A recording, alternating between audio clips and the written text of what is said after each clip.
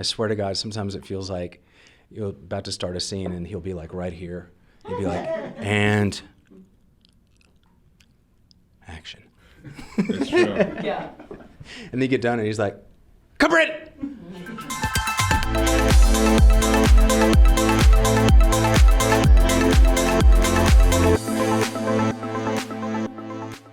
With a lot of shows, there's a new season, and we start going, how is this season different? But with this show, it's been so consistent from the beginning that I guess my question is, how is this show the same? How is this show the same great show it's been? I think the consistency of keeping it a different story, a different genre every episode. We're keeping it classic. We're keeping it very episodic, and it's a strange new world every episode. And I think that's what keeps fans coming back. They're excited to see these characters that they know and love in these environments, in these situations that they could have never possibly imagined. And I think that's how our show stays the same, but also keeps it exciting enough to keep coming back. Babs, you were such a monster badass in season 2. Is Embanga the most sort of action-oriented character now going into season 3? Yeah. There's definitely a strong element of that, But there's other pieces of him that we're unraveling. But there's definitely, yes, Paps, use your microphone. There's definitely other pieces of him that we're unraveling. But we sort of leaned into that for season 2. I think that, and 3. I think that I guess my real question is he the Star Trek doctor of all the Star Trek doctors that is the most dangerous badass? It seems like. Those that know what they do not talk about what they do or glorify what they do. They just do it. I think that people know there's a lot of fun episodes that are coming up this season. I wonder in some of those episodes, was there anything on set that was improvised that you guys remember sort of changing, and that there was an energy that sort of changed the direction of the way it was shot, or something that wasn't maybe in the story that you came up with? Those opportunities really come when we have the writer on the set, and we're blessed to pretty much always have a writer on the set. But in particular, when we have Akiva and Henry on the set, then we can try things out, especially if you're doing a comedy episode. Mm-hmm. Comedy kind of happens when you find it. Yeah. And so you're constantly kind of changing things just for the sake of seeing if you can find something new. So I would say most often in the comedy episodes, we're forcing ourselves to do that. There's an episode that I cannot talk about and details that I cannot share, but whenever Jonathan Frakes gets on set as a director, I feel as an actor just so much more liberty to try new stuff and do fun things.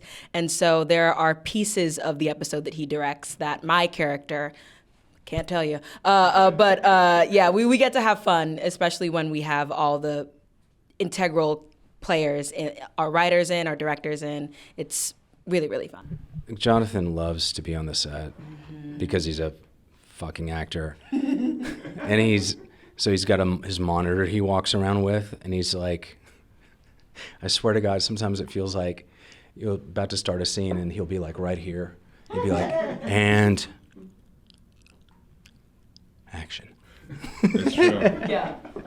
And they get done and he's like, come Brit! When he's on set, he's number one. Yeah, for sure. Celia, at this point, you have definitely had more character development with Uhura than Nichelle or Zoe ever had. You've been playing Uhura for us for 2 seasons, now 3. How has that journey changed for you? Celia and Uhura are so similar, and getting to show off sides of myself through her has been such a gift. I mean, the whole musical episode felt like such a dream for the singer in me, and also to play homage to Nichelle's background as a Broadway performer, as a singer. Now getting an opportunity to show her more playful side, her more flirtatious side. I think that's what fans get to look forward to in season 3, because she is a character with so much depth and history and trauma, and to sort of see how she can still find lightness and joy and playfulness in this character, which is very reminiscent to the Lieutenant Uhura that we see in TOS, to sort of just bring her closer and closer to that version of her through me and through my ability. That's been something that I'm excited for fans to see. It's a lot of reminiscent stuff is coming to her, which is a change from the versions we've seen her in previous seasons. She's just going to get more and more like the Nyota that we've all grown to know and love. And your hair is amazing in season 3, we have to say. Yes. I thought you were talking about now.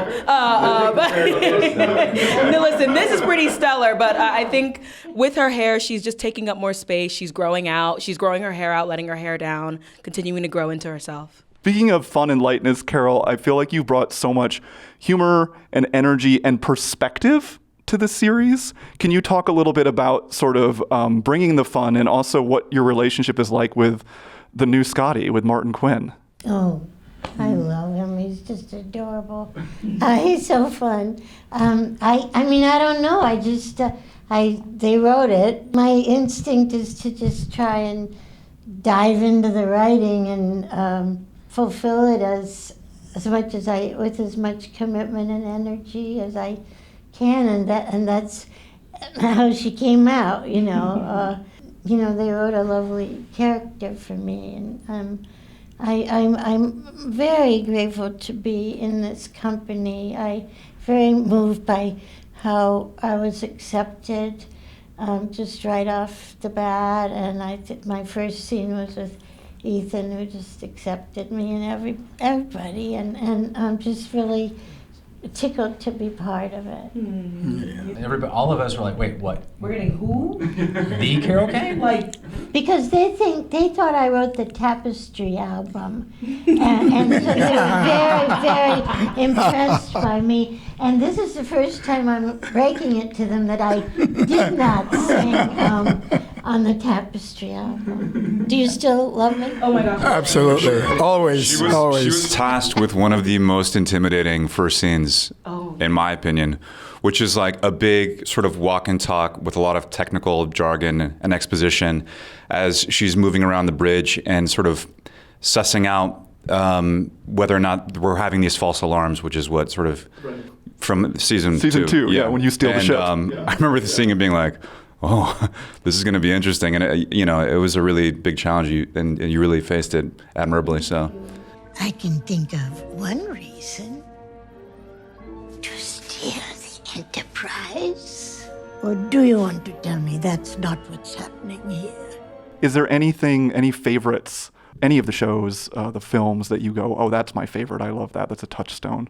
Yeah, The Inner Light is probably my favorite episode. Yeah, there's not another episode like that. It really stands out to me. I have an original poster of Star Trek 4 I keep trying to get Shatner to sign, and I keep forgetting it when I know I'm going to see him.